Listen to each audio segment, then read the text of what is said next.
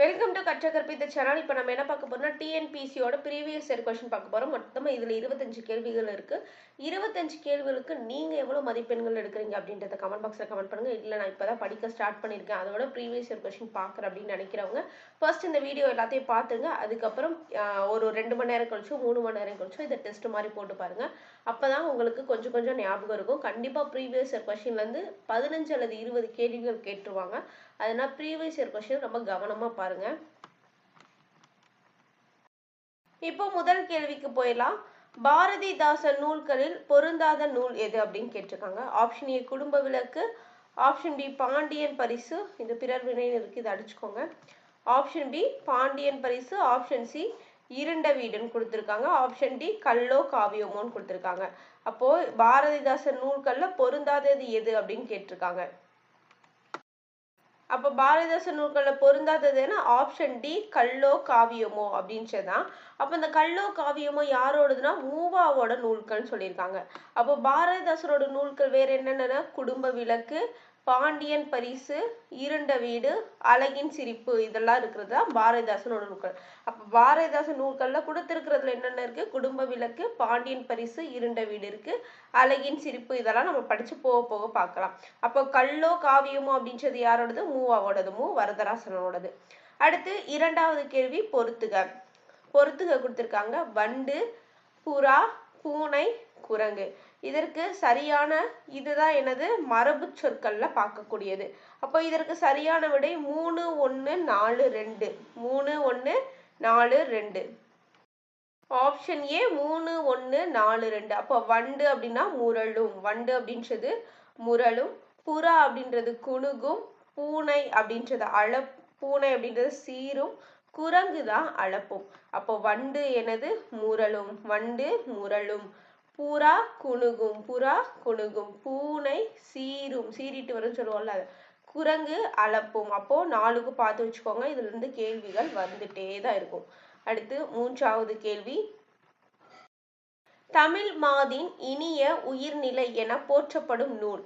கம்பராமாயணம், சிலப்பதிகாரம், திருக்குறள், நாலடியார்.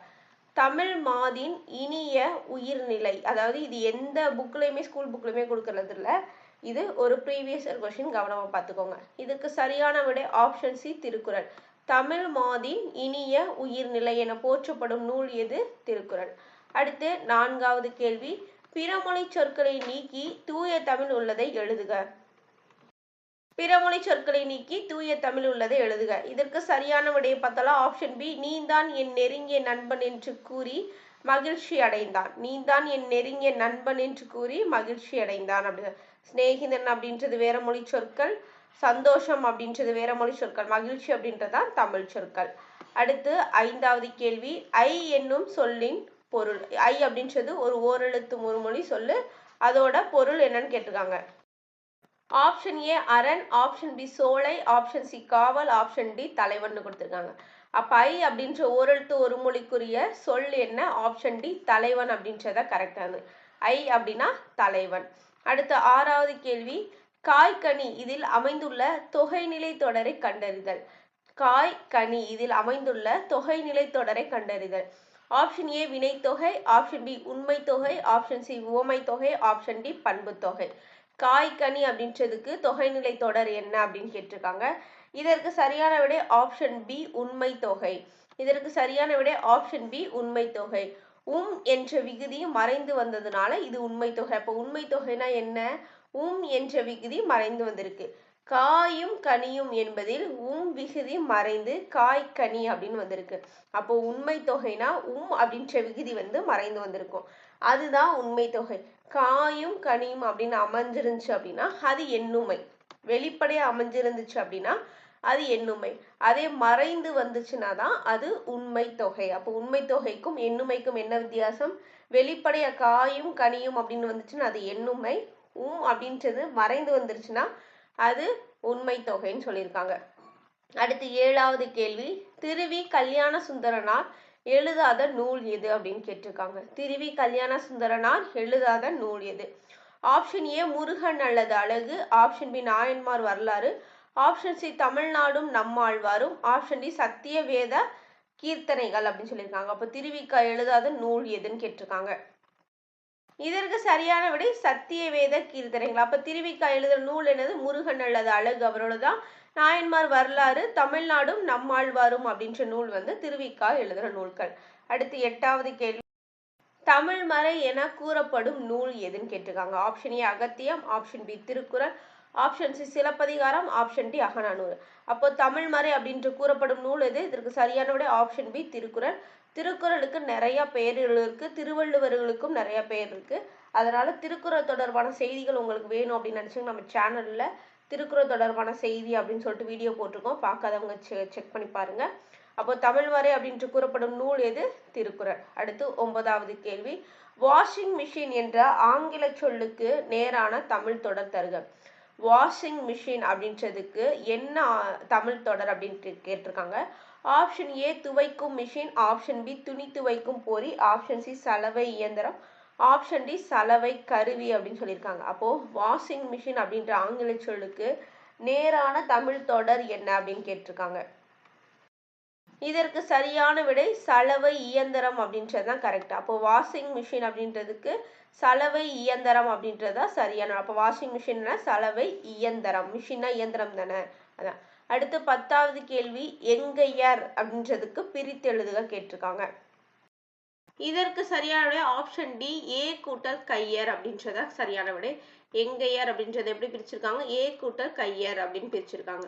அடுத்து 11வது கேள்வி, பிறமொழி சொற்களை நீக்குக.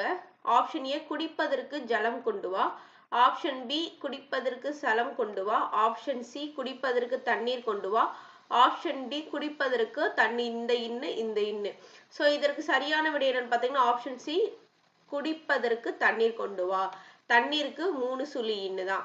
ஜலம் அப்படின்றது ஹிந்தியில போகும், அதனால தண்ணீர் கொண்டு வா அப்படின்றதான் தமிழ். அப்ப பிறமொழி சொற்களை நீக்கி தமிழ்ல குடிப்பதற்கு பாருங்க இன்னுல டிஃபரன்ஸ் வைக்கிறாங்க. அப்ப தண்ணீர் கொண்டு வா 3 சுழி இன்னு தான் தண்ணீருக்கு வரும். அடுத்து 12வது கேள்வி, மரபு பிள்ளைகளற்ற தொடரை குறிப்பிடுக. சிங்கம் குட்டி, சிங்க குழந்தை, சிங்க குருளை, சிங்க கன்று. மரபு பிள்ளைகள்.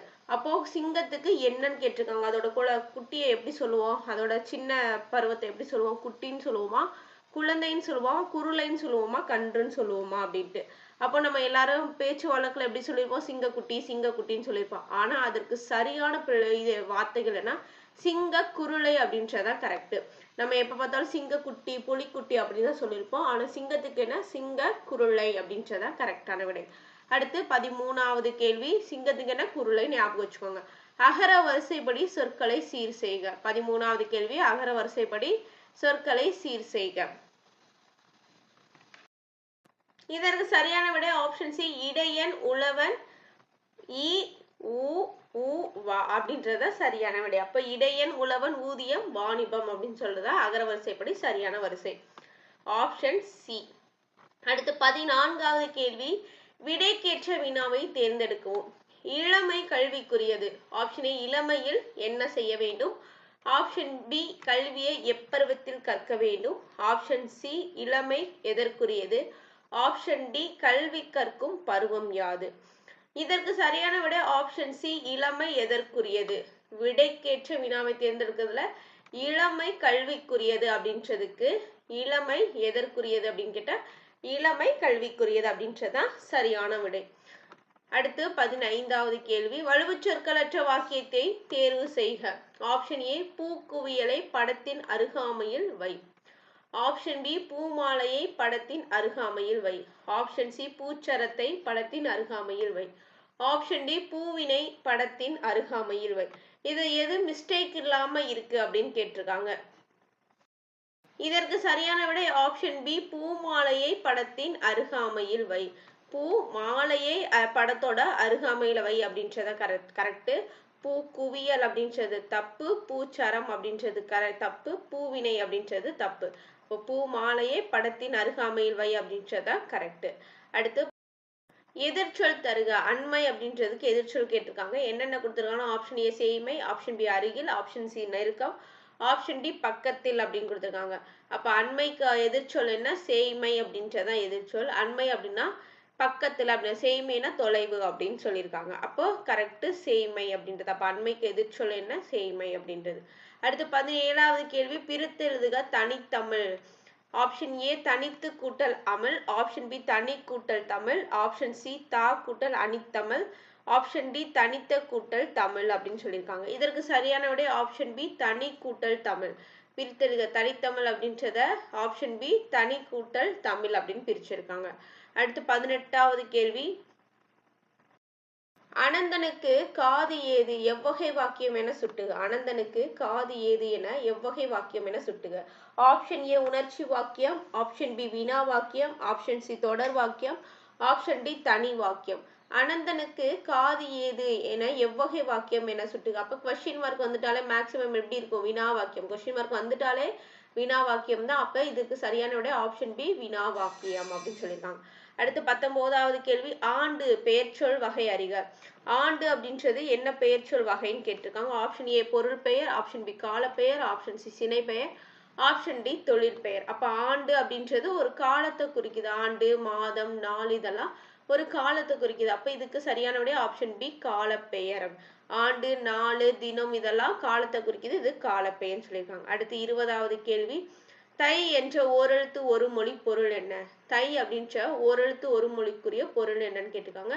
ஆப்ஷன் ஏ வாரம், ஆப்ஷன் பி மாதம், ஆப்ஷன் சி நாள், ஆப்ஷன் டி வருடம் சொல்லியிருக்காங்க. தை அப்படின்ற ஓரெழுத்து ஒரு மொழிக்குரிய பொருள் என்ன? சரியான விடை ஆப்ஷன் பி மாதம். அப்ப தை அப்படின்றது ஒரு மாதத்தை குறிக்குது அப்படின்னு சொல்லியிருக்காங்க. இப்ப தை அப்படின்றது ஒரு மாதத்தை குறிக்குது. அடுத்து 21வது கேள்வி பாவேந்தர் என்ற குறிக்கப்பெறும் கவிஞர். பாவேந்தர் அப்படின்னு யார் சொல்றா அப்படின்னா பாரதியாரா, பாரதிதாசனா, கண்ணதாசனா, வைரமுத்தான்னு கேட்டிருக்காங்க. அப்ப பாவேந்தர் என்று குறிக்கப்பெறும் கவிஞர் யார்? பாரதிதாசன். பாவேந்தர் அப்படின்ற குறிக்கப்பெறும் கவிஞர் யார்? பாரதிதாசன். அடுத்து 22வது கேள்வி பிறமொழி சொற்களற்ற வாக்கியத்தை தருக. ஆப்ஷன் ஏ நண்பர்களுடன் சபாநாயகர் வந்தார், ஆப்ஷன் பி நண்பர்கள் சகிதம் சபாநாயகர் வந்தான், ஆப்ஷன் சி மித்திரவர்த்தர்களுடன் சபாநாயகர் வந்தார், ஆப்ஷன் டி நண்பர்களுடன் அவைத்தலைவர் வந்தார் அப்படின்றது. இதற்கு சரியான விடை ஆப்ஷன் டி நண்பர்களுடன் அவைத்தலைவர் வந்தார். சபாநாயகரும் பிறமொழி சொற்கள் தான். அப்ப அவைத்தலைவர் அப்படின்றது தான் தமிழ் சொல். அவைத்தலைவர் அப்படின்றது தான் தமிழ் சொல், தெரிஞ்சு வச்சுக்கோங்க. நண்பர்களுடன் அவைத்தலைவர் வந்தார் அப்படின்றது பிறமொழி சொற்கள் தமிழ் சொல்னு சொல்லியிருக்காங்க. அடுத்து 23வது கேள்வி இலக்கண குறிப்பு தருக. எந்தை. எந்தை அப்படின்றதுக்கு இலக்கண குறிப்பு என்னன்னு கேட்டிருக்காங்க. உறுப்பு மயக்கம், உருவகம், பண்பு தொகை, மருவு. அப்போ எந்தை அப்படின்றது ஆப்ஷன் டி மருவு அப்படின்னு சொல்லியிருக்காங்க. எந்தை அப்படின்றது ஆப்ஷன் டி மருவு. அடுத்து 24வது கேள்வி சொற்களை அகர வரிசைப்படுத்துக. 24வது கேள்வி சொற்களை அகர வரிசைப்படுத்துக. இதற்கு சரியான விடை ஆப்ஷன் பி கடவுள், காதல், கிளி, கோவை அப்படின்றதான் கரெக்ட். கா, கா, கி, கோ அப்படின்றதுதான் கரெக்டான வரிசைன்னு சொல்லியிருக்காங்க. அடுத்து 25வது கேள்வி எவ்வகை வினா வகை என கண்டறிக. கடிதம் அன்னையால் எழுதப்பட்டது. ஆப்ஷன் ஏ செய்வினை, ஆப்ஷன் பி தன்வினை, ஆப்ஷன் டி செய்யப்பட்டு வினை, ஆப்ஷன் டி பிறவினை. கடிதம் அன்னையால் எழுதப்பட்டது அப்படின்றது இதற்கு கவர்மெண்ட் கொடுத்திருக்கிற கீ தன்வினைன்னு கொடுத்திருக்காங்க. கடிதம் அன்னையால் எழுதப்பட்டது அப்படின்னு செய்யப்பாட்டு வினைன்னு தான் நினைக்கிறேன். கவர்மெண்ட் கொடுத்த கீ வந்து தன்வினை. ஸோ பார்த்து வச்சுக்கோங்க. கடிதம் அன்னையால் எழுதப்பட்டது அப்படின்றது தன்வினை.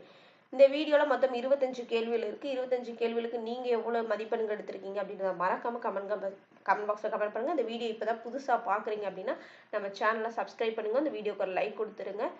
நன்றி.